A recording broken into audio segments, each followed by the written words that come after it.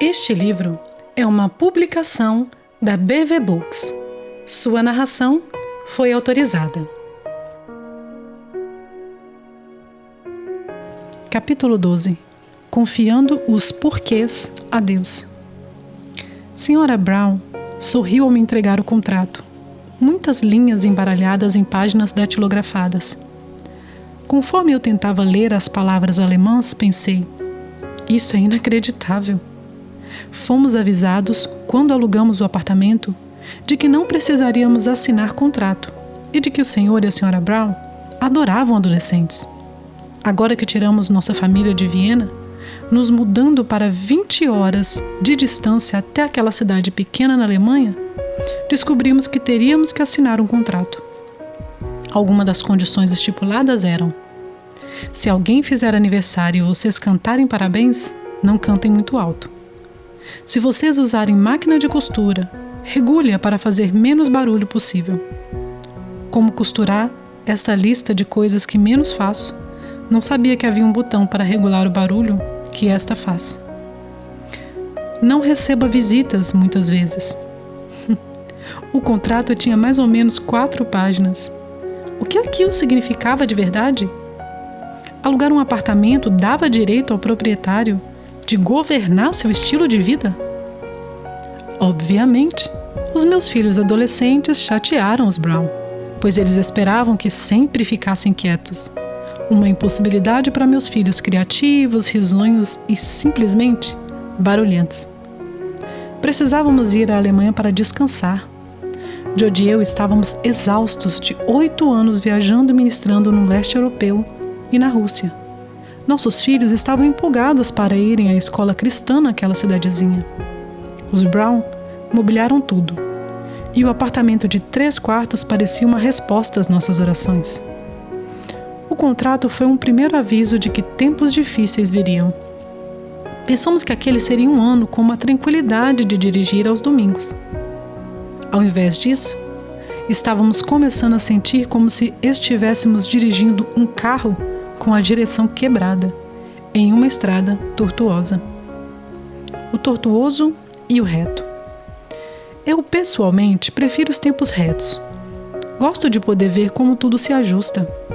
Os tempos tortuosos são difíceis, não apenas porque são tortuosos, mas porque não podemos ver como Deus está operando.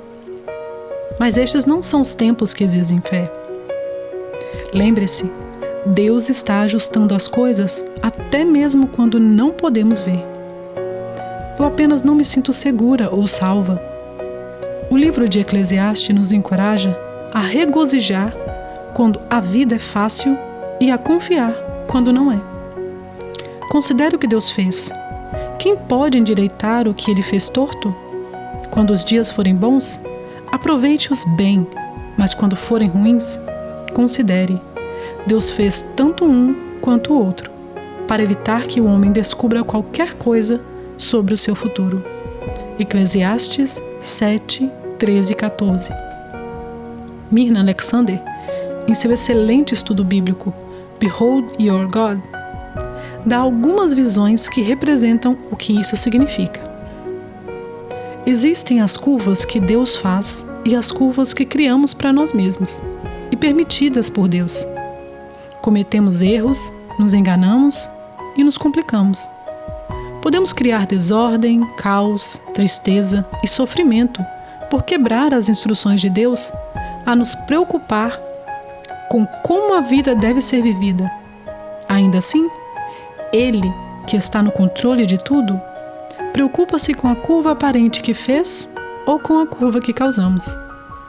Todas as coisas trabalham juntas para o bem dos que amam a Deus e dos que são chamados de acordo com seu propósito.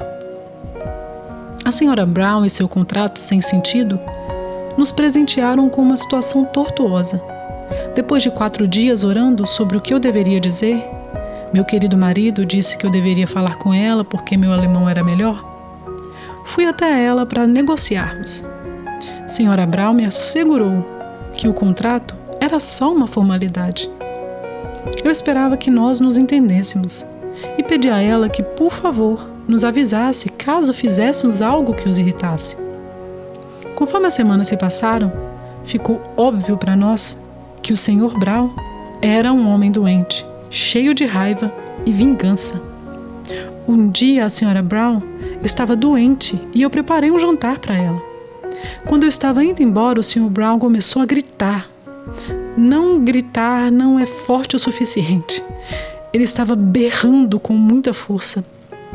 Eu estava agradecida por não entender tudo o que ele estava dizendo para nós, mas entendi que ele estava irado porque nosso filho, Nick, deixou a porta da frente aberta. Nunca fui tratada daquele jeito. Eu tremia ao subir as escadas sozinha. Meu pensamento espiritual era que ele se engasgasse com a comida que passei a manhã toda preparando para eles. O que estava mal ficou pior quando o Sr. Brown, furioso, espancou nossa porta às 10 da noite porque eu estava tomando banho. A água escoando pelos canos o incomodou. Dessa vez ele gritou com Jody. Eu continuei no banheiro. Ele berrava para irmos embora, porque o contrato fora infringido. Estávamos para sair o quanto antes. Mas para onde iríamos? Havia poucos lugares para alugar naquele vilarejo de 5.000 habitantes. Mas vagamos pela neve para procurar. Precisávamos de um lugar mobiliado para 5 pessoas. O único lugar disponível era Ferrin Worgen, uma casa de veraneio. Tivemos que pagar diárias e o aluguel era quase o triplo do que pagávamos nos Brown. Na verdade, ficar ali por uma semana foi tranquilo, mas a longo prazo, o apartamento poderia ser classificado como muquifo. O lugar cheirava a cerveja, e quando Jody instalou uma máquina de lavar sem secadora no porão, descobrimos o porquê. Nosso novo proprietário, que era um homem muito querido, costumava fazer bebidas alcoólicas lá.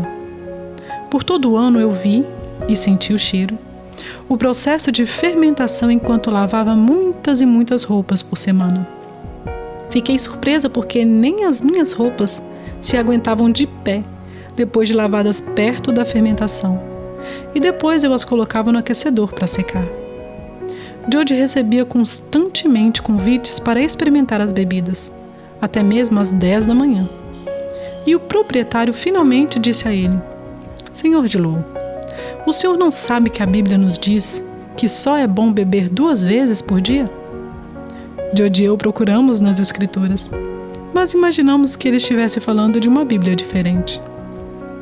Os amigos nos disseram: este lugar parece ser de algum país do terceiro mundo. Se vocês pagam mais de $350 por mês, é um roubo. Definitivamente era. Mas aprendemos a viver muito mais juntos e decididamente. Isso não foi tão ruim. Então um dia, enquanto eu estava sentada na cozinha, olhei para o teto e vi, brotando cogumelos em uma rachadura no teto. Que Deus criativo nós temos! Sim, tivemos férias antecipadas em uma casa com um preço exorbitante, mas Deus nos estava surpreendendo com vegetais grátis. O lado positivo eram nossos amigos maravilhosos, uma escola cristã muito especial e um proprietário fermentador de cervejas. O lado negativo foram as contínuas perturbações do Sr. Brown. Irado, constantemente ele enviava cartas depreciativas para nós, nos acusando de quebrar coisas e deixar o apartamento sujo. A segunda acusação me irritou em especial, porque passei o dia inteiro limpando cada canto de tudo. Por fim, contratamos um advogado para esclarecer os problemas financeiros. Fomos a essa cidade para descansar, mas não foi nada tranquilo. Por que, Deus? Eu me perguntei. Abacuque, um homem com uma situação tortuosa. Quando as mulheres me perguntam qual é o meu livro favorito na Bíblia, eu respondo: Abacuque. E vejo alguns olhares espantados. Deus usou o testemunho deste homem querido para me encorajar, me exortar e me mostrar o que significa colocar nas mãos de Deus os meus porquês. O livro de Abacuque é pequeno, apenas 3 capítulos. e é simplesmente um relato da comunicação entre o profeta e Deus. Abacuque era diferente dos outros profetas do Antigo Testamento, que se dirigiam para seu próprio povo ou para povos estrangeiros. Abacuque falou com Deus sozinho. Ele era um homem com uma situação tortuosa. Depois da morte de Josias, o último rei temente a Deus, as pessoas adoravam falsos deuses e pouquíssima honra era dada ao Senhor. A corrupção moral estava desenfreada em Judá, e mesmo assim, Deus ficou em silêncio. A violência e o desrespeito às leis naquele lugar assolavam. Deus permanecia despreocupado. Parecia que Deus não estava trabalhando. Abacuque foi diante do Senhor e fez uma antiga pergunta, que ainda parte nossos corações. Por quanto tempo, ó Senhor? Por que, Deus? Por que tu permites que o mal e as doenças permaneçam em Judá? Ele orou. Até quando, Senhor, clamarei eu, e tu não me escutarás? Gritar-te-ei violência e não salvarás? Por que razão me mostras a iniquidade e me fazes ver a opressão? Pois que a destruição e a violência estão diante de mim, havendo também quem suscite a contenda e o litígio. Por esta causa a lei se afrouxa, e a justiça nunca se manifesta, porque o ímpio cerca o justo, e a justiça se manifesta distorcida. Abacuque 1, 2-4. Deus responde e diz que ele fará algo que Abacuque não acreditará. Abacuque começa a gritar: viva! Mas de repente para assustado. O que disse Deus? Porque eis que suscita os caldeus, nação amarga e impetuosa, que marcha sobre a largura da terra, para apoderar-se de moradas que não são suas. Horrível e terrível é. Dela mesma sairá o seu juízo e a sua dignidade. Abacuque 1, 6-7. Abacuque estava em choque. Deus respondeu criando um problema ainda maior. Judá merecia um castigo, mas por que Deus a castigaria enviando os caldeus, que eram muito mais cruéis e impetuosos do que os habitantes da Judeia? Para a mente de Abacuque, eles fariam tudo ser pior e não melhor. Não fazia sentido. Que tipo de plano era aquele? Qualquer criança poderia inventar um plano melhor. Para entender melhor a aflição de Abacuque, coloquemos essa situação em um contexto contemporâneo. Muitas pessoas hoje estão preocupadas com a crescente violência em nosso país. Todos os dias, lemos sobre crimes, drogas, alcoolismos e assassinatos de bebê por meio de aborto. As mulheres têm medo de sair à noite e os pais precisam ficar atentos sobre quem está cuidando de seus filhos. Estupro, abuso sexual e perversão têm alcançado proporções gigantescas. Assim como Abacuque, perguntamos-nos se a justiça está paralisada, pois na maioria das vezes ela se mostra distorcida. Corações sofrem por tudo o que está acontecendo e então nos unimos e oramos, assim como fez Abacuque. Por quanto tempo, ó Senhor? Por que, Deus? Por que tu permites que o mal e as doenças permaneçam neste país? Faça algo, Deus. Imagine nossa reação se Deus respondesse dizendo: vede e maravilhai-vos e admirai-vos, porque realizarei em vossos dias uma obra que vós não crereis, quando for contada. Porque eis que suscito Osama Bin Laden, perverso terrorista, para apoderar-se da América. Nós clamaríamos: perdoe-nos, Deus, certamente nos enganamos. Tu não podes dizer que está trazendo de volta essa encarnação de Satanás para julgar a América. Somos maus, mas não tão maus assim. Ficaríamos horrorizados com isso. Bem, mas não foi o que Abacuque sentiu. A reputação dos caldeus causaria em qualquer uma grande aflição. Lemos em Abacuque 1, 6-11, que eles eram uma nação impetuosa e amarga, e que se apoderava do que pertencia aos outros. Eles eram temidos. Sua autoridade e justiça eram criadas por eles próprios. Eles eram excelentes cavaleiros, que voavam como águias e que aterrizavam para devorar.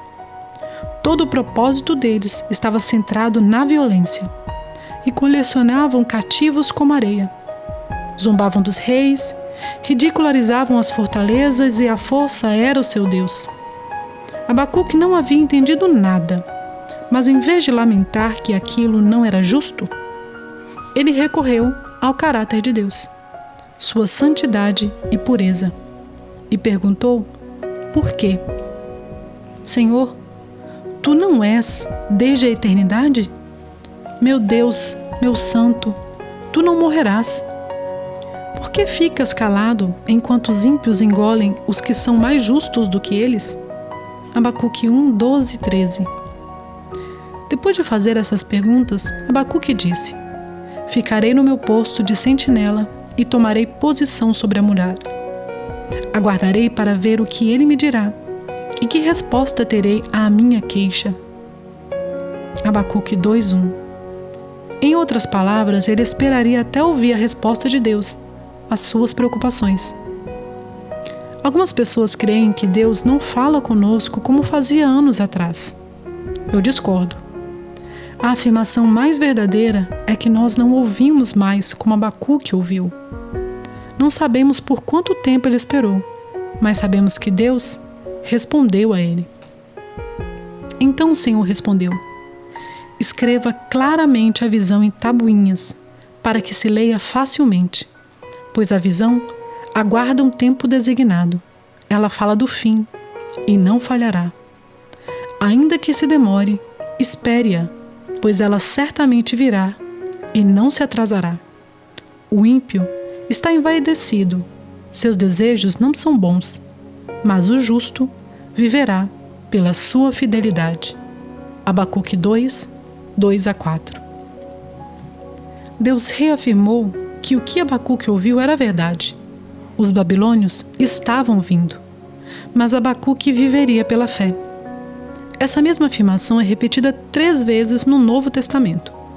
O justo viverá pela fé. Romanos 1,17, Gálatas 3,11 e Hebreus 10,38.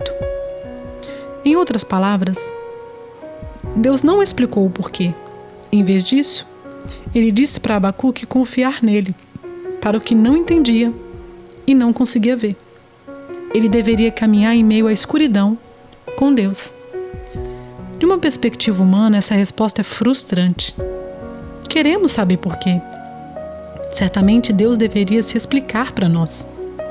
Algumas vezes ele faz isso, mas na maioria das vezes, não. Deus é Deus e ele não precisa se explicar. Se pudéssemos compreender a Deus totalmente, ele não seria Deus. Seria como um de nós. Nestes casos, nos quais Deus não nos diz o porquê, devemos esperar até estarmos no céu para obtermos nossas respostas. Abacuque imaginou isso. Apesar de não ter a resposta que queria e de sua falta de compreensão humana, ele afirmou que Deus é Deus. Abacuque louvou a Deus em espírito, ainda que seu corpo estivesse tremendo de medo. Ouvi isso e o meu íntimo estremeceu, meus lábios tremeram, os meus ossos desfaleceram, minhas pernas vacilavam.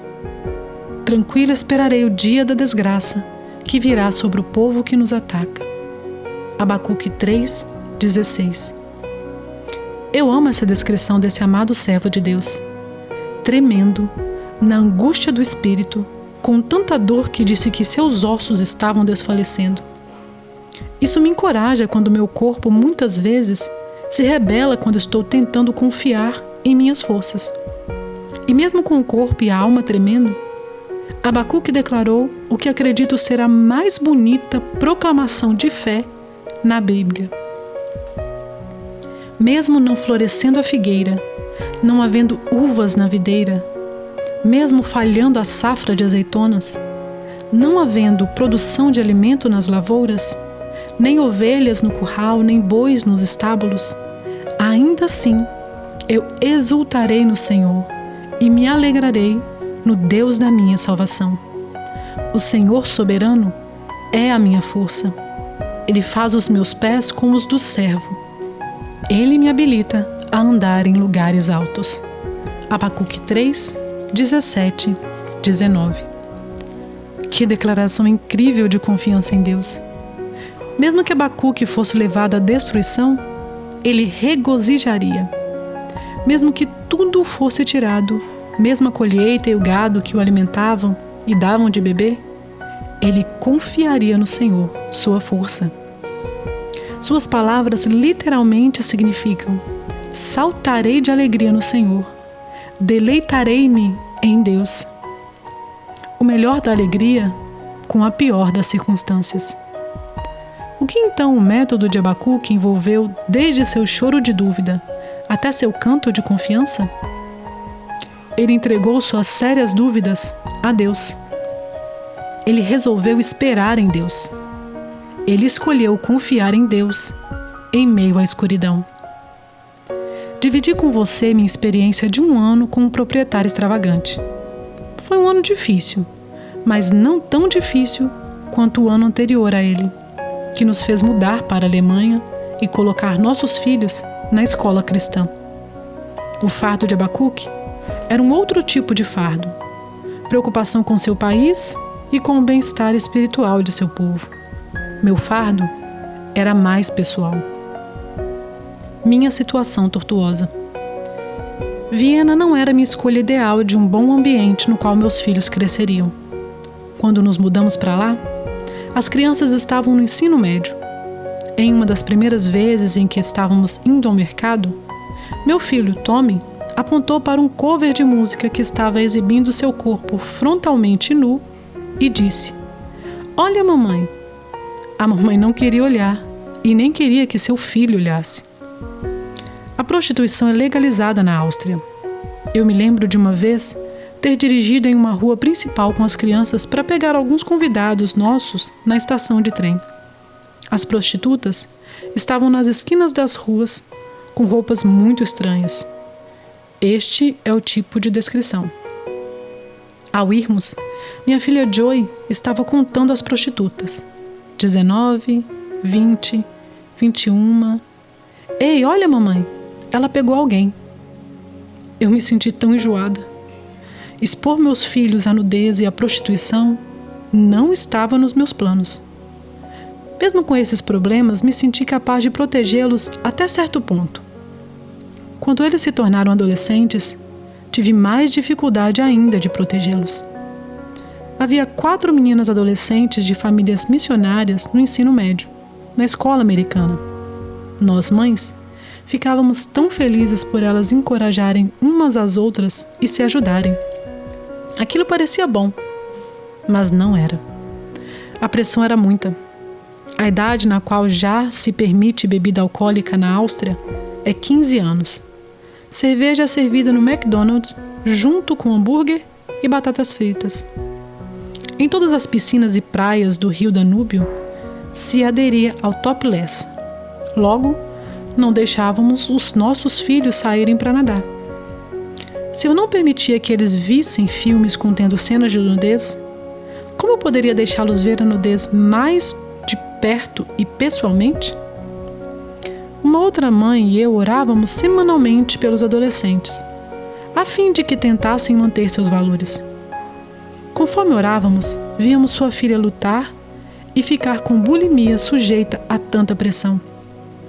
A família voltou aos Estados Unidos, junto com muitas outras famílias missionárias e seus filhos adolescentes. George e eu não sabíamos o que fazer.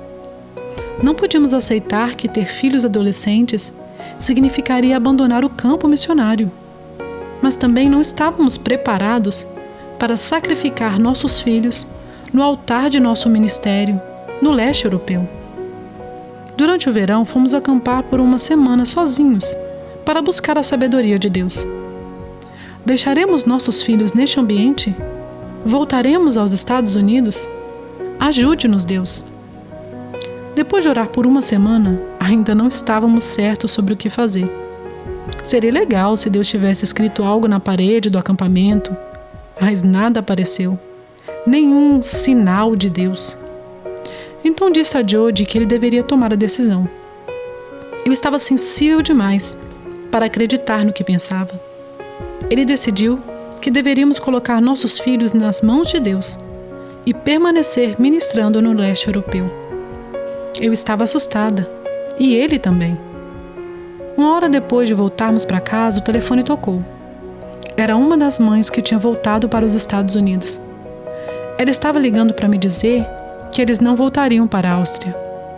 Linda, quando os presbíteros da igreja souberam do ambiente de Viena para nossa filha, eles nos encorajaram a não voltar. Meu marido está voltando para arrumar as malas e trazer tudo para cá de vez. Desliguei o telefone e disse: desculpe, Deus. Nós oramos e pensamos que tu nos queria que mantivéssemos nossa filha neste ambiente. E o grupo inteiro me diz para irmos embora. Estou apavorada. Mas, Senhor, ficarei aqui e serei missionária para ti. Apenas peço uma coisa. Por favor, proteja meus filhos. Durante os meses seguintes, eu vi minha filha perder o controle, quase depressiva. Sempre foi ótima aluna e de excelente em matemática. Ela caiu para insuficiente. Algo definitivamente estava errado. Minha filha feliz, que vivia sorrindo, parou de sorrir. Conforme ela sofria, eu sofria. Na primavera eu cheguei ao lugar mais baixo da minha vida, física, emocional e espiritualmente. Confiei a Deus os meus mais preciosos tesouros e parecia que Ele tinha me deixado de lado. Durante estes tempos, um homem de negócios do Texas nos visitou e disse: este ministério é o mais empolgante que eu já vi em qualquer país. Eu queria gritar, mas a que custo? Se um avião aterrissasse no meu quintal, eu entraria com meus filhos e voaria para longe. Eu nunca tinha duvidado de Deus de verdade.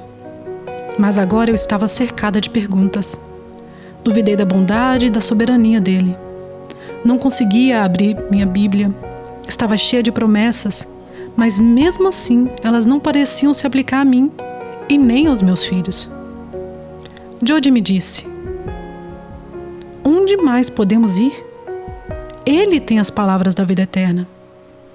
Em meu coração eu sabia que ele estava certo. Comecei a me fazer esta pergunta: eu vou julgar a Deus pelas circunstâncias que não consigo entender? Ou julgar as circunstâncias à luz do caráter de Deus? Abri minha Bíblia e comecei a estudar Abacuque. Como me identifiquei com aquelas perguntas. Eu li e reli a história. Percebi que eu precisava perguntar a Deus todas as minhas dúvidas e depois me colocar em posição de defesa para esperar sua resposta. Deus não me disse o porquê. Pode ser que eu nunca entenda deste lado do céu o porquê de as coisas acontecerem da maneira como aconteceram. Deus respondeu a mim o que respondeu a Abacuque: o justo viverá pela fé. Eu sabia que deveria crer, mesmo quando não pudesse ver, senão não seria fé. Eu tinha que confiar a Deus o que não entendia e o que não fazia sentido para mim. Eu tinha que caminhar com Deus em meio à escuridão, segurando em sua mão. Agarrei minha Bíblia e fui até a varanda com um pedaço de papel e uma caneta.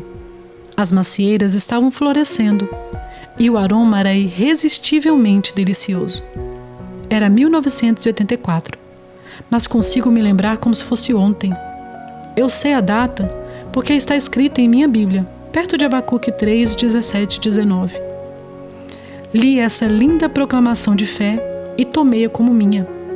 Assim como Abacuque, eu tremia de medo. Senti-me enjoada ao escrever.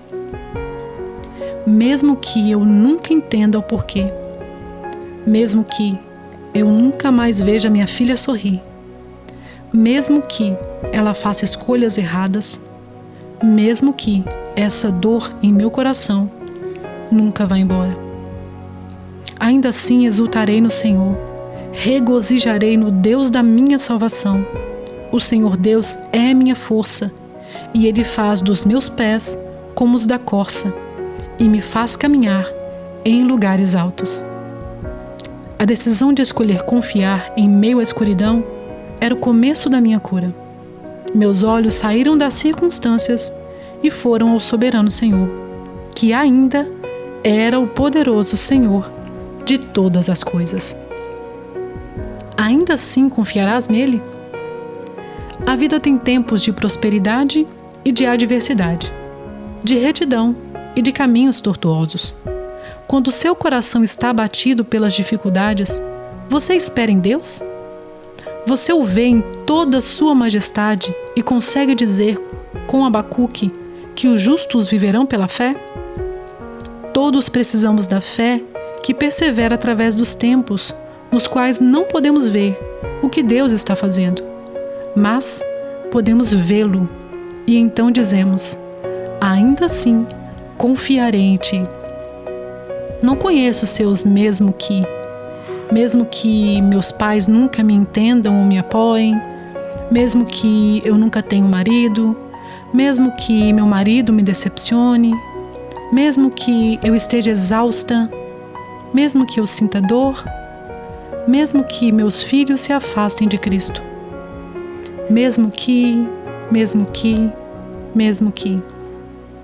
ainda assim confiarei no Senhor. Ele é minha força.